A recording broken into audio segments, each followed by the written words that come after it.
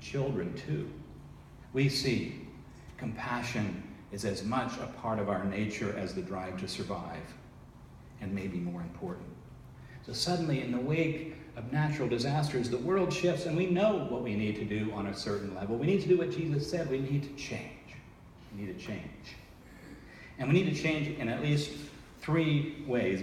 Pretty big ways, I think. It's not easy. The first change demanded of us by tragedies like these is a change in our view of God. After the tsunami back in 2005 in Southeast Asia, the spouse of a missionary working in India said that she didn't worry too much about her husband because, quote, God is in control. Now, I understand that this is a statement of simple and perhaps profound faith, expressing trust in God despite the circumstances of our lives. But I can't help feeling uncomfortable with a statement that says God is in control right after the meaningless destruction of 100,000 human lives back then. And whole islands and ecosystems, cities and nations this year. So what kind of control, God, exactly is that? There are times for us to put aside our tendency to seek simple answers and comfortable certainties.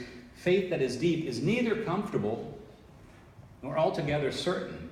It is humble and challenging. It is not about giving us overly simplistic Bible school answers about the nature of God or our world. It is about how we live our lives.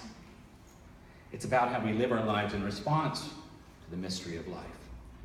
Disasters this huge compel us to change our views of God, to acknowledge that whatever else God is beyond our comprehension. The power who called something out of nothing at the beginning of time, the Spirit who birthed this beautiful world out of chaos, is a mystery beyond our comprehension. Religious faith doesn't give us all the answers. That's why we still need art and science and philosophy and all the other fields of knowledge, which altogether still do not give us all the answers. Faith is not intended to pry simple answers out of a complex world, and certainly not to wedge the Holy One down into a ridiculously ill-fitting human form. So let me be blunt. I do not believe God was in control of the tsunami that struck Southeast Asia. I do not believe God was in control of the earthquake in Haiti or the hurricanes and earthquakes taking place this year. I do not believe God has anything to do with such things, because my faith affirms one thing above all others. If God is, then God is love. That is the supreme affirmation, I think, of our faith, stated most simply. Faith doesn't seek to shape God into human form because there are no images or words that can fully capture the mystery of God. Faith seeks to shape human life, to shape our lives, to shape us into godly form, into the shape of love. Faith can't tell us why the earthquake happened, as if there is a why beyond the natural shifting of tectonic plates, or for the hurricanes, weather patterns, and the warming of Earth's climate. But faith speaks clearly about how and why we ought to respond. Change your view of God. I'm making it sound easy, right? But it's not. We're so attached to what we know and what we've been told that it is immensely difficult and scary to move beyond our very limited and limiting images of God. But to let go of certainty is to begin to trust. It's to begin to have faith.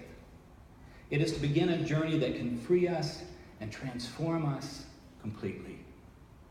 It's hard but necessary to let go of simplistic images of God in order to learn to live and breathe God on a daily basis. To trust in this way, to have faith in this way, is to live with wonder in the presence of mystery and compassion in the presence of suffering. Our second thing that we feel that we're compelled to change in response to these kinds of tragedies is our view of the world.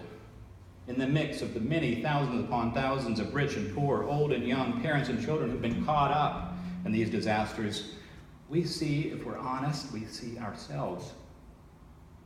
We see that we are really brothers and sisters to one another all across the planet, and that we're bound to one another forever.